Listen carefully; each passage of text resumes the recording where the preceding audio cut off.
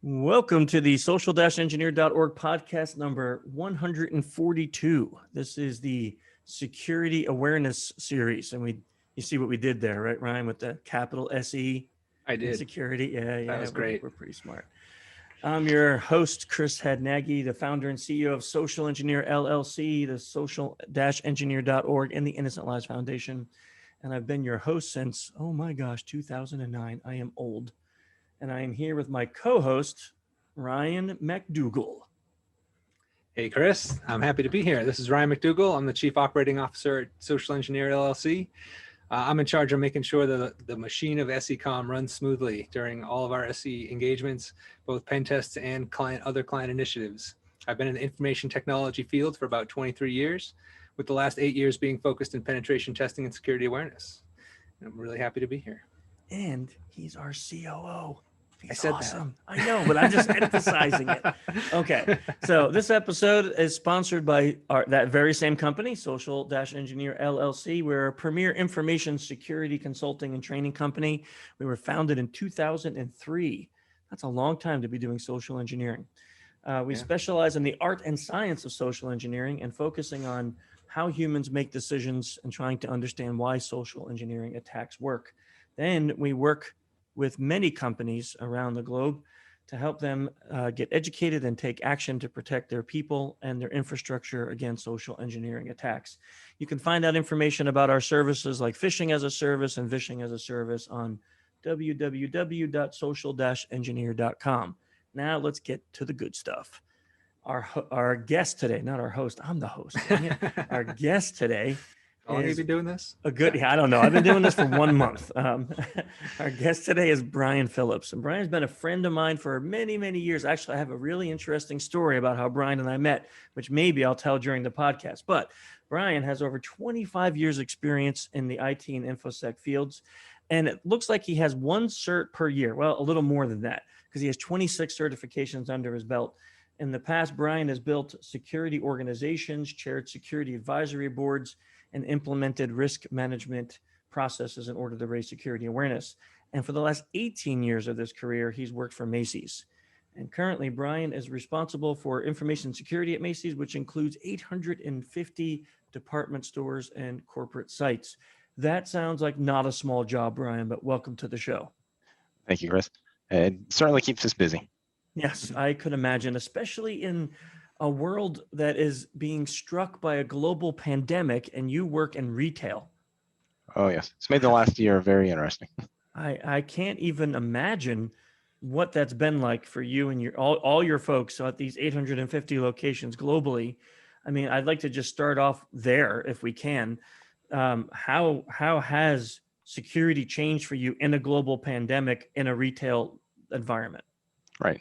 So obviously we have a fairly large e-commerce presence, and nothing's really changed in that sense. But one of the things we saw with the shift toward online, even more intensifying over the last year, is from an attack perspective. That's really where we had to concentrate a lot of our defensive efforts and monitoring, because previously we were spread out through the corporate locations, the stores, our e-commerce sites. And we've built a lot of automation to help with that, but that's where we saw, some of the largest attacks that we've seen, last year, focused on the online space, because that's where people are shopping, right? And as and the industry is fairly well aware of, the attacks. It's kind of like the whole adage of the bank robbers go where the money is, right? And that's exactly where we see where people are shopping, where the opportunities are. That's where they seem to target us, and from a retail perspective anyway. So it's made things challenging, but we've coped and managed, and fortunately we've done a lot of preparation.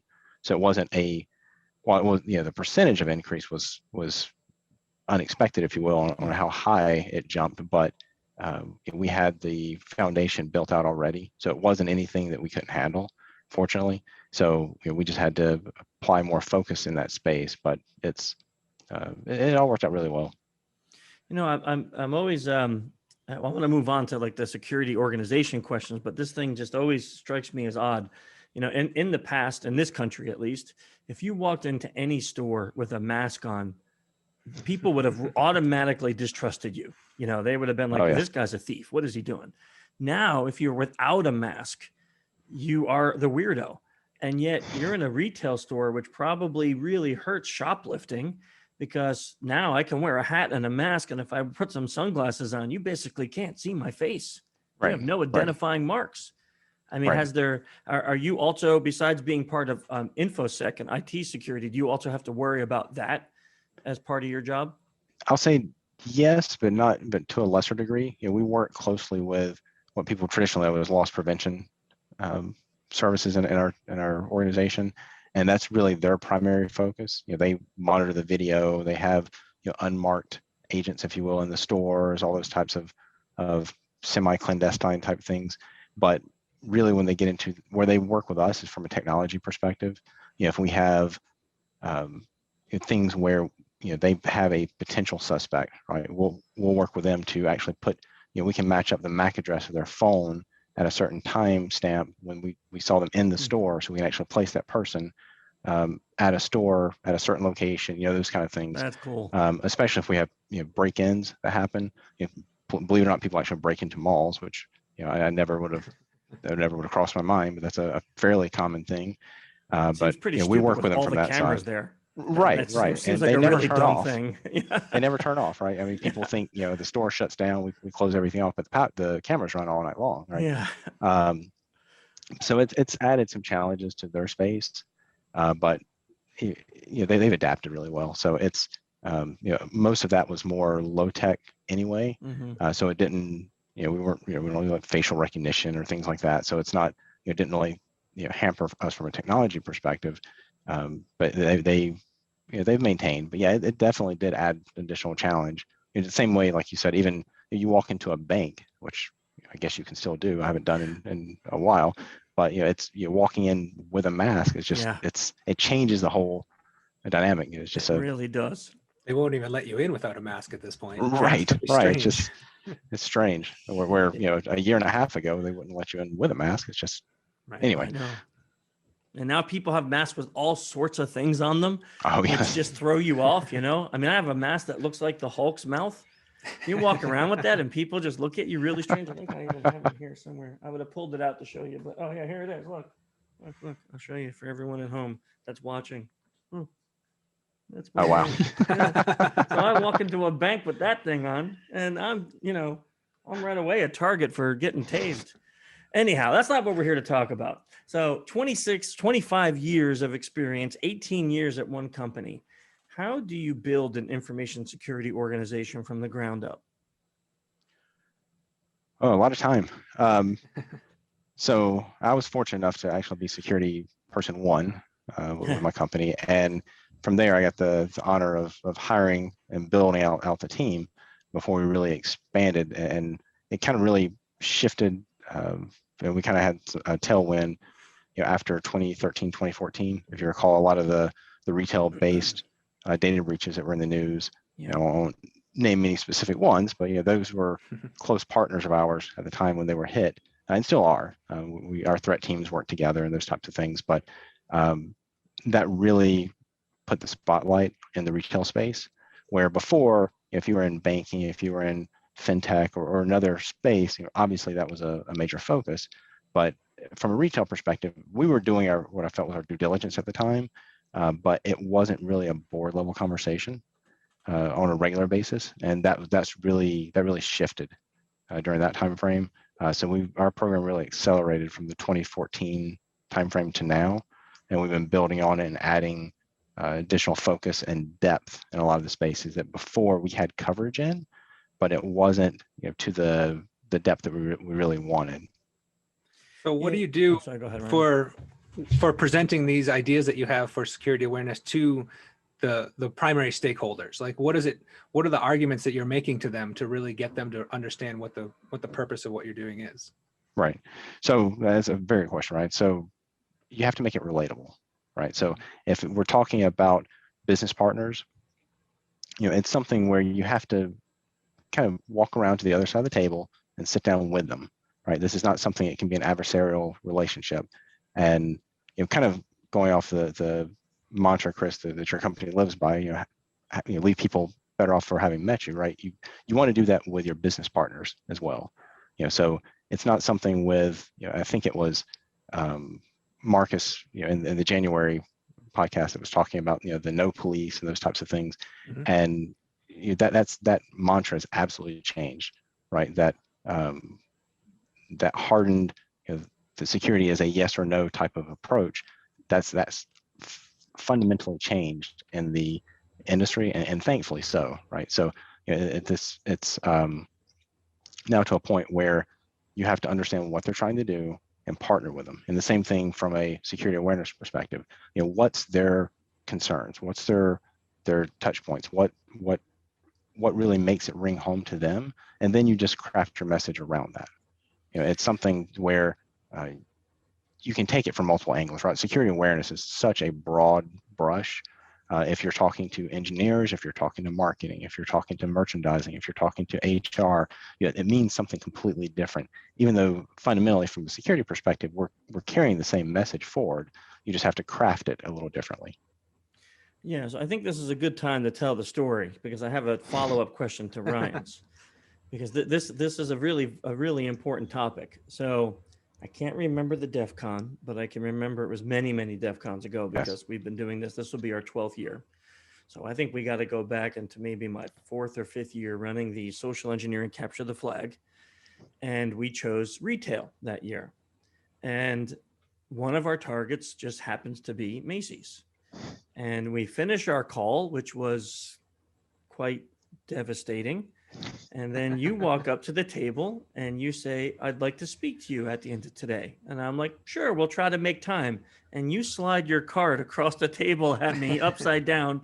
And I flip it over and I go, "We'll make time now." And I'm like, 20-minute break, everybody. And then you and I went and talked.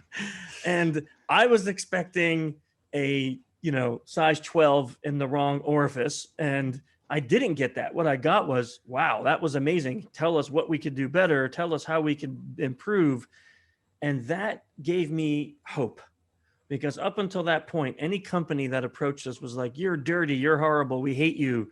And you approached it with, "I want to learn. Tell me how we can be better." And how do you, okay, so this is the question, because that's the story how I met you, which is why I've been now friends with you and impressed by you over the last 10 years.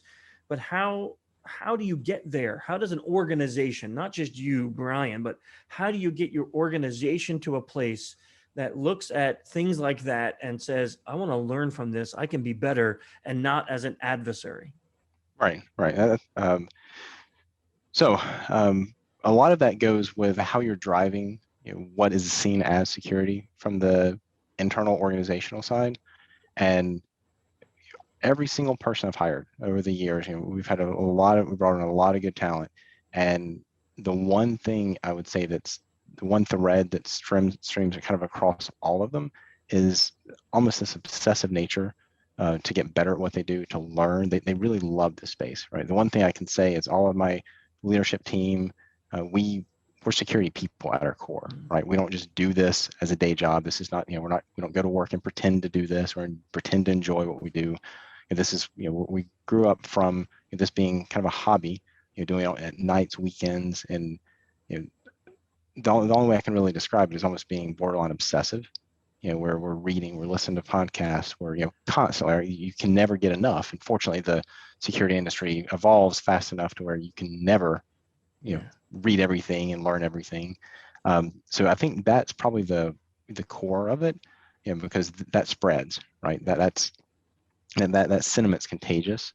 And when we share that and we talk, in meetings with other organizations, other business units, other parts of our business, that message really kind of shifts out. But we're always trying to get better, right? At the end of the day, if someone's doing something better than we are, great, show us how, right? We don't get offended, and we got over ourselves a long time ago, right? We take what we do very seriously, but we don't take ourselves very seriously.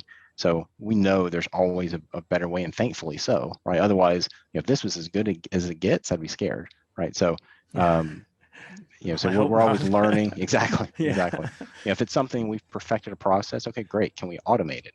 Can we do, it's always trying to find that next step to really push it further. And that's one of the things that drives us, right? Getting better, letting people master their skills, and then finding a way to improve it and add value to the organization at a fundamental core level, versus it just being, another employee towing the company line, following. We're really trying to and which is difficult sometimes from a security perspective, because traditionally we've always been seen as a cost center, right? I'm not saying that we're not still, but trying to find ways to enable business units to do what they're trying to do, versus telling them yes or no. It's okay, let's come sit down, let's have a conversation, let's understand what you're trying to accomplish, not what you're asking to do, what you're trying to accomplish, and then let's see if we can find a path forward with you. Well, it sounds like you have a great team behind you, and since you said you started off by building this team, what are those qualities that you look for when you're trying to build these teams of people that you're describing?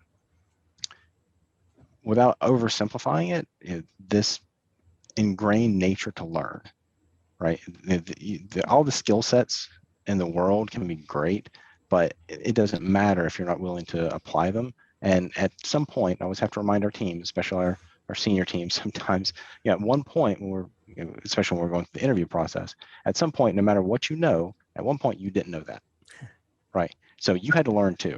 So give people a break. If they have that mentality, they are willing to learn. You see them actively reading. Not I would like to, but I am, right? You can watch YouTube videos. I mean, I don't need to go through all the ways you can learn a skill if you really want to learn now. And if they're learning, they're applying themselves, they're going to be great. I'm not looking for someone that's going to be mediocre in a field. I want to find someone that this is what they love doing, because that's where greatness comes from, right? Because they'll dive into it, and that's where they get really, really good at what they wanted, at what they're doing. And then if they want to shift to another space and they get bored, 6 months, 18 months later, and they want to do something else, okay, great. You want to completely shift your career to a whole other space in security, fantastic. And even, and I hate when this happens, because we try and treat each other kind of like family, but if at some point that next step is not within our organization, that's okay, right? If you've come to our organization, you worked with our team, and you leave in a better spot in your career, you're better for having worked with us. I've done my job, right? And that's okay. That's a great attitude. Ryan stole my question, but I have I want to add on to it, because it actually is such a valuable point. And this may be a very unfair question because it may have a hard answer, but how do you find that in the interview? Because what you described, I think for anyone in InfoSec, anyone as a true hacker, not the malicious, but the news paints, but the people who started off in our age group that love the idea of being a hacker because we want to know everything. How do you find that during an interview? Because let's just stop there. How do you interview and find those people that have that, what you just said, that desire to learn? Oh, it's difficult. I mean, it's almost an acquired skill that you learn what to look for over years, but you kind of usually begin off by asking them how they, kind of what got them into the security space. Like, why are they wanting to be here? Not this is my next step in my career, or I saw a commercial, or but why did you get into this space, right? And you're looking for a certain perspective, right? There's reason. You look for that passion in that answer, right? And if you see that, and it's almost this borderline unbridled passion, right? This is what they love doing. It's like asking people about their favorite book, right? They can't stop talking about it. And then when you get into the skill sets, right? My teams do a great job of doing technical assessments and making sure people are they are what they say they are on paper, and those kind of things. But you can really see their level of passion and knowledge when you ask them sometimes a simple question, the depth that they go to, to really answer that. And that's, it brings a smile to my face just thinking about it, right? It's, you're letting them, you're taking off the reins and letting them do what they do best. And a lot of times that's all we can ask for, right? You look for people that want to do a specific function or be in a certain field, and you help them get through their various barricades. You help them with their learning path. We love leveraging. It's a lot of online learning now, but online learning, in person, classroom, you name it. We try and leverage all of it, and but at the end of the day, if you're wanting to learn something, you're the only thing that's stopping yourself from learning it, right? You'll find, like the old adage says, if it's important, you'll find a way. If it's not, you'll find an excuse. And that's kind of what we look for. If it's something that people have a wish list of, these are 15 things I would like to learn. Okay, what are you doing to actually make progress and break into that and chip away at that list? And if you're not yet, then it kind of gives you pause sometimes. I love everything. I mean, we kind of gotten off the beaten path, but I think this is such a valuable topic because we need more people in this industry than ever before. Oh, right. Yes. I mean, we are, you must have started when you were like 4 because you look young, but I feel like I'm getting ready to retire Thank you. like any day now, but who's going to replace us, right? We need to have the next generation. And sadly, our generation had a time when we can kind of practice this and not be illegal and not be bad and not be malicious. That Right. seemed to go away. Right. Like there's no place for kids to just go and practice this stuff anymore and not get in trouble. They took away the playground. Right. Yeah. Right. And it's a little nerve-wracking unless you have a parent like Ryan who takes a lot of time with his son to teach him OSINT and things in everyday life. This kid's going to grow up to replace us, but I need him to be, 20 now. Not Don't rush it, man. Don't right, rush yeah, it. I know the feeling. I got a kid too, but I need him to be older. Like, come on, can you give him some Miracle Grow or something?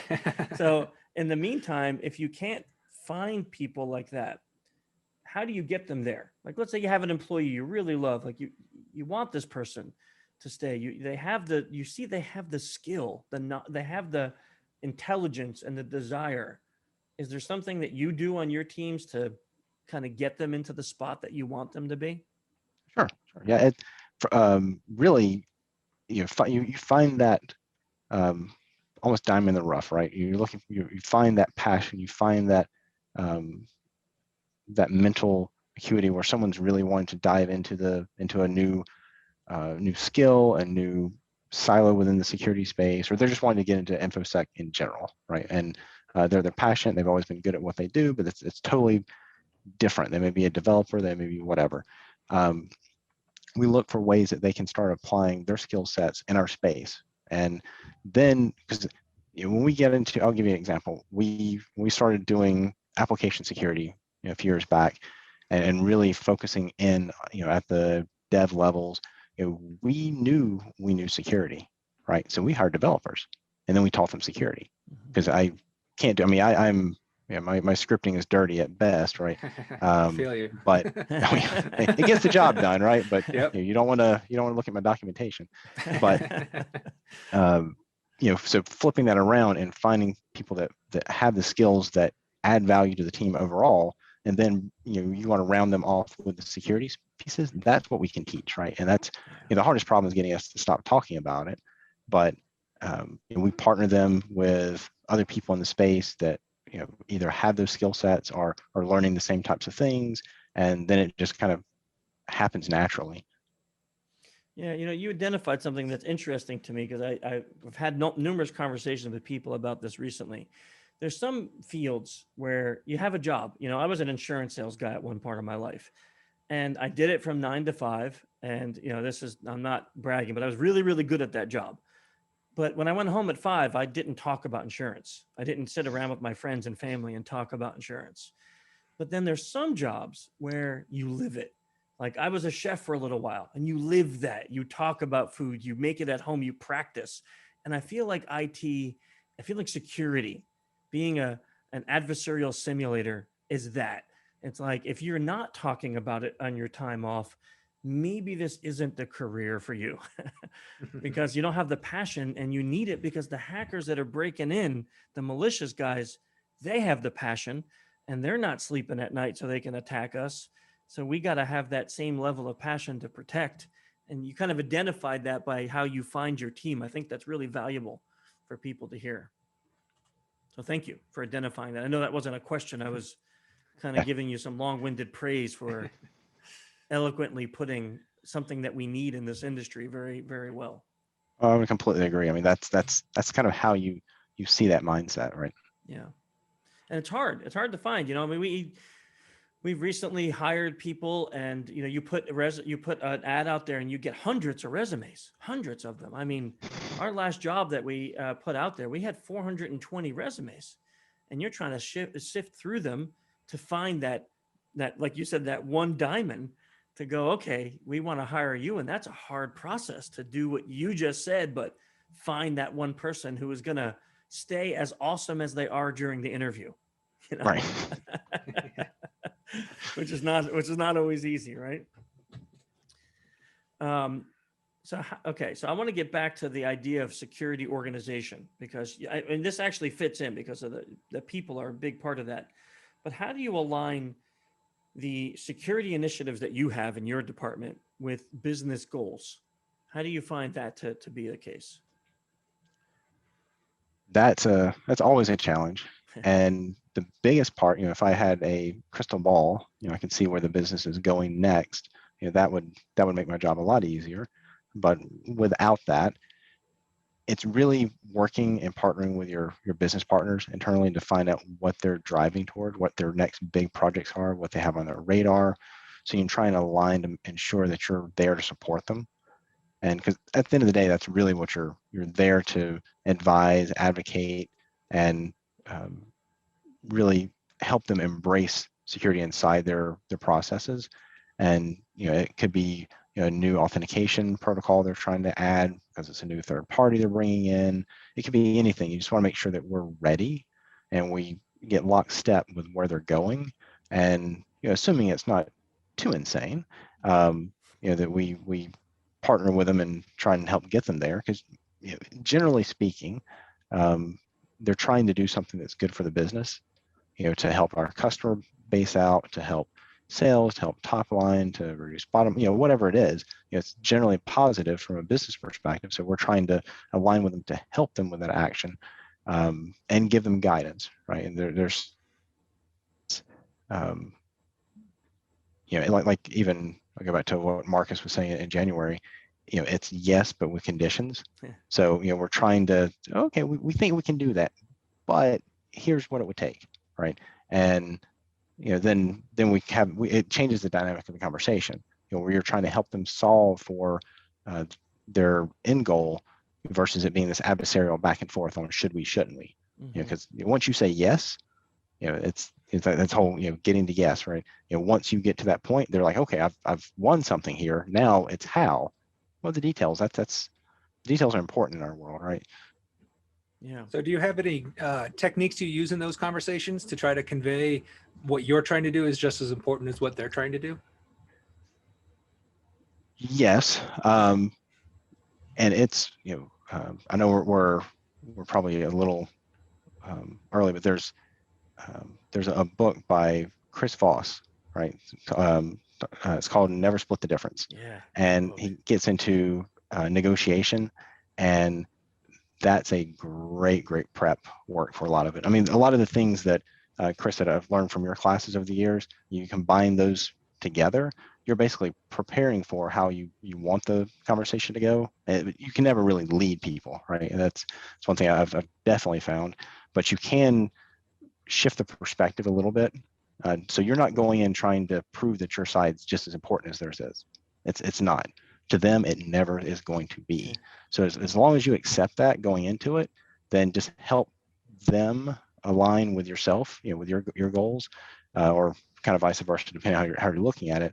Then you're just trying to slightly modify where they're going or the way they're going to where their end goal is. But yeah, it's never, let me convince you that my stuff is as important or not more important than what you're doing. That's, you're never going to win that battle, right? No baby's as cute as mine. Exactly. You can't convince Exactly. anyone that my baby's cuter than yours, right? Do you know, just before I ask the question, Chris Voss has a masterclass now.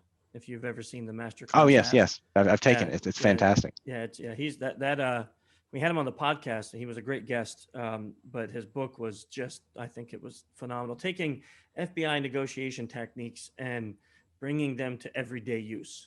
Like, come on, seriously? That's great. Oh yeah. I got to take his in-person class. Oh, did you just really? Before the pandemic stuff happened, and I probably read his book 3 times. just I'm jealous. I want to take that class when oh, we it's can actually fantastic. get back to classes again. Yeah, it really is. It's fantastic.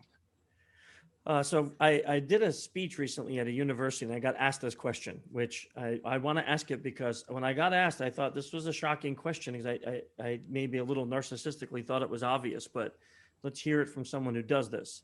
How important is it to get buy-in from your top levels down, the C level down, when it comes to your security programs and security infrastructure and the things you want to do for security awareness? In short, very. So it's when I mentioned kind of the fundamental shift and acceleration in our program, back in the 2013, 2014 timeframe. My partner that I worked with and I worked for at Macy's, he's a fantastic mentor. I've learned a lot from him over the years, and that was one of the very first things he drove.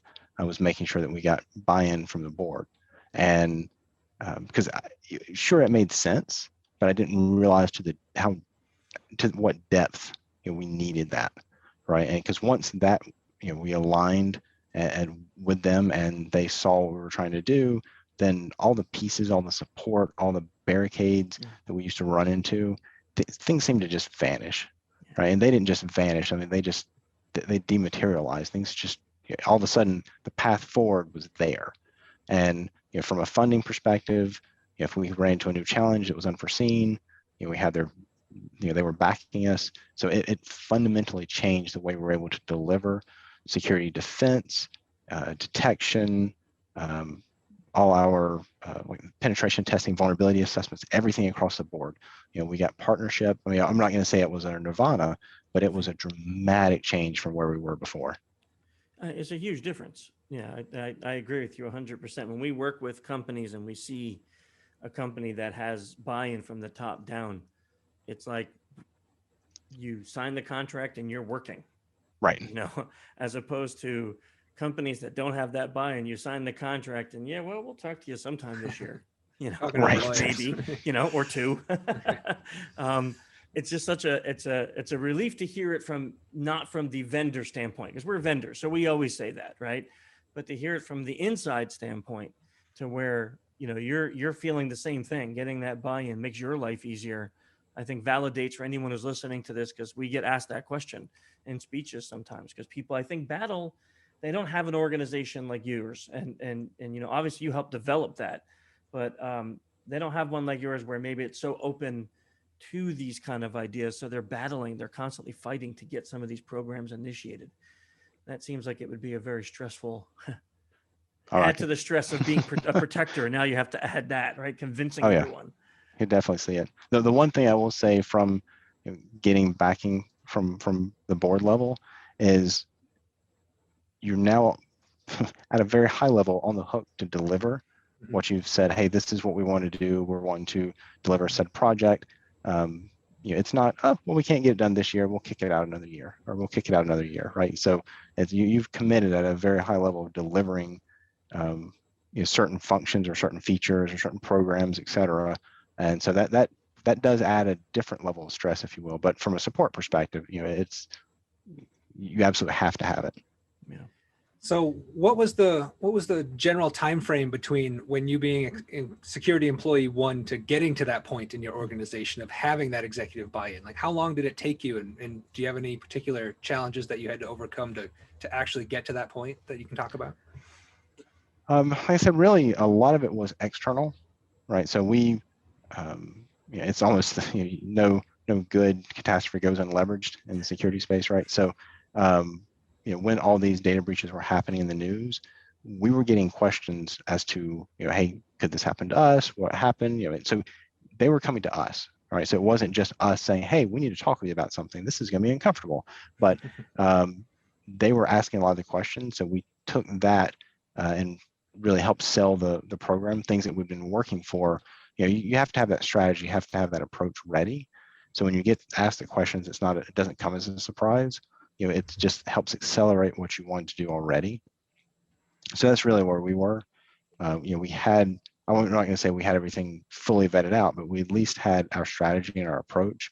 And we condensed the time frame started growing the team, and that's really our launch point. At that point, we were doing a lot of things to maintain and manage defensive measures and all the defense in depth type approaches and all that, the fun stuff that we talked about for years in the security space, but really accelerating the program and getting it more ingrained inside the culture.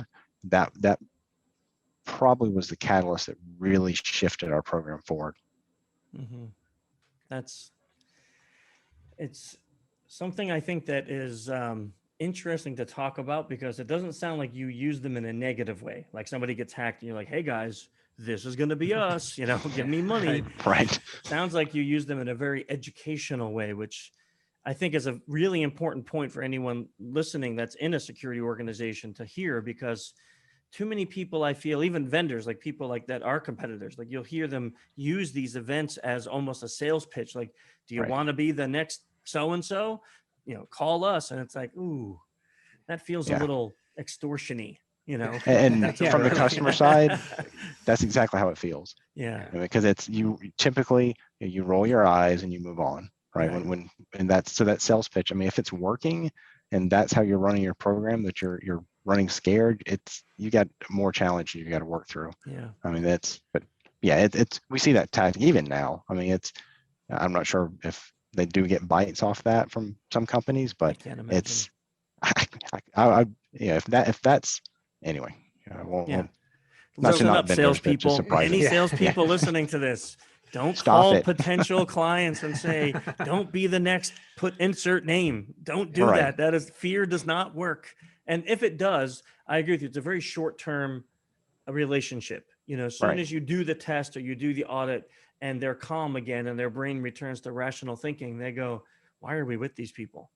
Right. Exactly. Yeah. Exactly. Yeah. So it sounds like you had a number of initiatives that maybe you weren't getting traction on, that once they started asking those questions, you were able to gain traction on that. So it's almost like you had some stuff that was in the works, but not totally approved. Is that? Yeah. I would say that's fair. And it was something where we had we'd broken out into 3 or 4 phases maybe, but instead of doing it over the course of 3 years, can you get this done in 6 months? Okay. So we got almost pushed back the other way of, okay, can we go faster? So it was a different challenge that we were having to overcome at the time. But we got support for it, and we got everything that we were trying to push at that kind of our short list, if you will, done. And we've been growing and building on that since then. I'd just like to say, Ryan, it's not just me then. You hear what Brian just said? People come and say, I know you said you needed 3 years, but I need this in a month. That's not just me. Okay, no, ask your question. We can move on. I'm just saying, Brian just validated it live on the podcast. It is not just me. Contextual. It's all contextual. Thank you, Brian. I appreciate it. That's the name of the podcast. Chris was right. Okay. Now. All right. So just to follow up away from Chris's little moment, were any of those initiatives that your executives were now asking for really quickly, were they ones that maybe they previously said no to originally and that you had to kind of put on the back burner, or were you coming up with stuff? I'm just trying to come up with reasons that people can plan out that maybe if they're not necessarily getting the buy-in right now, that maybe they don't drop that and let it go, even though it's really important. So I'll say kind of to your question too, Ryan, if it's something that you feel is a fundamental need to your department or your organization or your general security detection defense kind of model, make sure that you don't drop it, right? So even if you get a no, be persistent, right? So it's something where, like what I was talking about, the phased approach where we were able to kind of accelerate it and move it faster. It's something where we may have asked for X amount, but we got smaller amount. So okay, we can do some of it and we'll do more of it later and kind of grow it over time, which isn't a bad approach anyway to make sure that it's working. You never want to go all in for something brand new right away. But if it's something where you do get a no, I mean, you want to be careful where you're not offending people and you're not annoying people with the same project over and over again. But the challenge I've seen, I've had peers in the industry that ran into this a lot, where if you bring up a project and the board or your senior management or executive management tells you no, then they drop it. And then a year later, something happens and that project would have been your saving grace. Well, if it was important, you should have kept pushing it. You didn't drive it hard enough, right? So the board always pushes back and says, okay, that comes back to your space, because they're never going to go, hey, remember, didn't you have a project around this? No. And it's indefensible to say, well, you remember I mentioned this 2 years ago once, so that doesn't sound very important, right? So you have to drive it and be persistent without being annoying, but you do have to drive it forward. I love that. Just a mental picture of someone on the board going, Brian mentioned this 2 years ago. Now I saw this in the news. We should do that. That's hilarious. But I think finding that balance is hard for people, right? And coming from it from a sales angle or a vendor angle or internal, it's still a difficult balance, because to you it may be very important. You see this need for X, whatever. We're going to get fished, or we're going to get fished. We need this program now. And you don't want to be that guy who's like, come on guys, look, another news article, look, they got hacked. You don't want to keep doing that. But you also, I love what you just said, you don't want to be the guy who mentioned it once in 2 years and then they feel like it's really not valuable to you, even though it is. Right. That Right. balance must be very hard to find. Do you think it depends on your relationship with the board or your knowledge of what motivates them? Like how do you find that balance easily? Oh yeah, absolutely. Whether it's senior management, the board, it's all about relationship building, right? And that's where even, and Chris, I know you touched this on in your most recent book, but you talk about like the DISC communication styles. I am a hardcore C, right? I absolutely am. The details, surprise. So I focus on the details and the facts, right? And that's one of the things that my manager, the person I work for at Macy's, has really helped tutor me in over years. Is you can be right and still be wrong. You can be right and still lose the conversation, and you walk away going, how did that happen? Yeah. Well, you have to form the relationship, and you have to really change the language you're using, and kind of the things we were talking about earlier, right? You really look at it from their perspective versus I'm going to beat someone down with facts and then they'll understand, or I'm going to win an argument. And you never start the argument. That's the only way you can win. Yeah. And it, once I got my mind wrapped around that years ago, it's fundamentally changed the way I work with other parts of our business. And it is almost an epiphanal moment where you go, and things, the heavens open up and you realize, hey, this is how we can move forward in some spaces that we've been stuck in before, where people have, they've been doing something for years a certain way, and you're asking them to fundamentally change the way they run their business. Well, there's ways around that versus just saying, hey, I need you to do this. So it sounds like you employ social engineering techniques in getting your job done. Every day. You have to. Now I understand why you took the class. Yeah, you're sneaky. Okay, Brian, I have a couple of questions as we close up, but I want to ask this one is what are some action steps, or what is maybe one thing you want to share with corporations right now that they can start doing like right now based on the advice that we talked about today? So one thing I would highly advise, and this is kind of a platform that a soapbox I get on periodically when I'm meeting with these CISO roundtables and my peers in this space, is to take a look at your job recs. Right. This is slightly different from a lot of the topics that we were touching on, but we have a tendency in the security space of searching for unicorns all the time. Right. So we talk about looking for good people and trying to hire and all the challenges and all the unfilled job positions and roles that we have. Look at what you're asking for, right? Because we list out the top 2 or 3 things maybe they're required, and then we list out another 15. Hey, it would be nice to if they have Python and COBOL and things from 15 years ago, and you're looking for a junior position, you're asking them for 20 years of experience in something, and modify that. Just put it through a lens of your actual applicants, and you want to lessen to just what is required as much as possible, to where you get more people and you're looking for those skill sets, because people self-select out a lot more than I realized in the past. So that would be the one bit of advice I would have people take a look at, because if you're struggling hiring, that may be where your challenge is. I know it was for us. So that's just kind of as a slight tip. from a security perspective, a lot of the traditional things that we talk about, make sure you have visibility into your environment, the traffic into the various spaces. That's a big one, especially as we're, many of the companies are virtual or remote these days. That's added a lot of nuance and a lot of challenges to things. They're probably the two spaces outside of the board support and the things that we were talking about earlier. I love it. Every piece of advice you gave today has been just wonderful, Brian. So I truly appreciate it, really. Colleagues, let's start. This is a question we started asking when we started this new podcast here in January. Are there any colleagues that you've looked up to through your career, people that you went, man, that's the guy I want to be like, or just somebody that you really respect in the industry? Oh goodness, I don't know that we have time to cover all those people. Give me like two or three. Chris, I don't want to embarrass you, but you're absolutely one of them. Well, thank you. Your friend Dave, Mr. Kennedy. I think he's a really knowledgeable, smart guy, and he's so humble, right? He really is. Oh goodness, Ed Scotus. He's one of the guys that helped me drive a lot of the networking and pen test-esque type spaces in our world. John Strand, Rob Fuller, Carlos Perez. I mean, the list goes on and on. Yeah. But there's so many people. It's hard to have a short list, because I learned from that's probably one of my biggest problems that I always run into.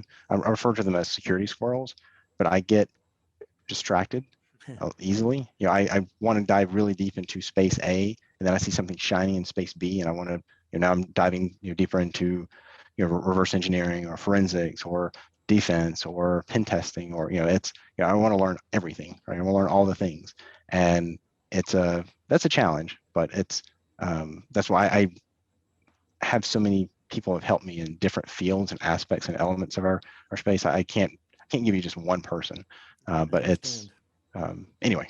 There's and really that. From an inspirational perspective, anyone that's really showing passion for what they, and because you can see it, they exude it, right?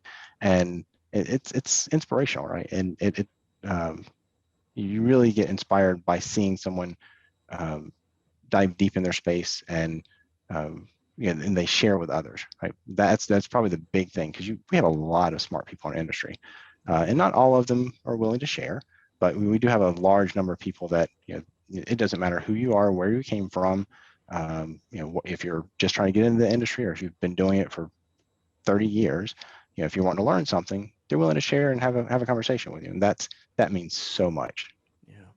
Yeah, I agree.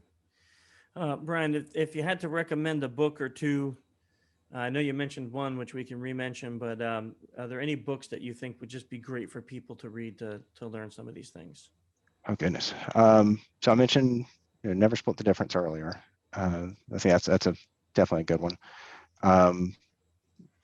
Thinking Fast and Slow by Daniel Kahneman. I think that's a fantastic one. Not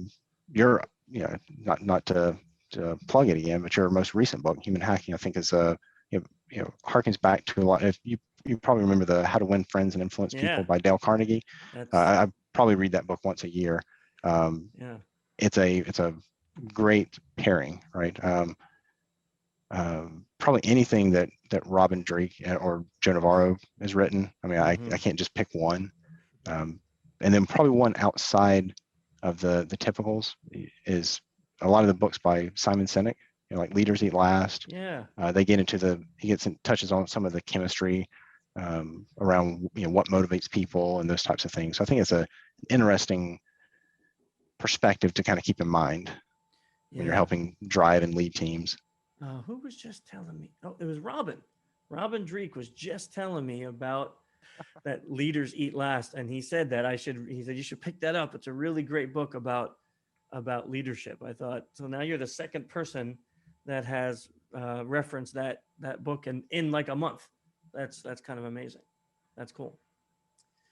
Wow, thank you so much. One thing I'll tell you is coming up soon is Joe Navarro's new book. on Be Exceptional, if you haven't seen it. So if you want to check Ready? out that one, that's going to be a phenomenal book. Oh yeah. Anyhow, Brian, I can't thank you enough for coming on the show. You have immediately actionable tips. You set the bar high for everyone else after you. For that was that awesome. is really, really great. Well, thank you, Chris. And thank you for sharing your experience over the decades and doing this and helping us learn a little bit about it today. Really appreciate it. I enjoyed it. Well, Brian, that's another month down, or week or two. I don't know what we're doing anymore. It's just another Monday, right? Another Monday. Just another Monday. If you want to follow Ryan on Twitter, you are Joe Montmania. That's it. Brian, you have a Twitter? Of course you do. I'm Brian R. Phillips. Brian R. Phillips, and I am Human Hacker. You can follow us on social-engineer.org, social-engineer.com, and of course, please check out innocentlivesfoundation.org. We have a Slack channel now, so if you want to join that, hit me up on Twitter. You can join. We have a few hundred people in there chatting. We've even had some people locate jobs and get hired through our Slack channel, which is quite amazing. There's been 4 so far who have found employment through our Slack. That's quite awesome. And a number of great conversations. Yeah, there's been general OSINT challenges and phishing conversations. It's been phenomenally great. Just come on in and check that out. Hit me up. I'll post it on Twitter. Until next time. Oh, by the way, what is next time? Next time on the Security Awareness Series, we are joined by Ashley Rose from Living Security. And if you don't know who they are, tune in. You're going to love it. See you then. See you. Bye-bye.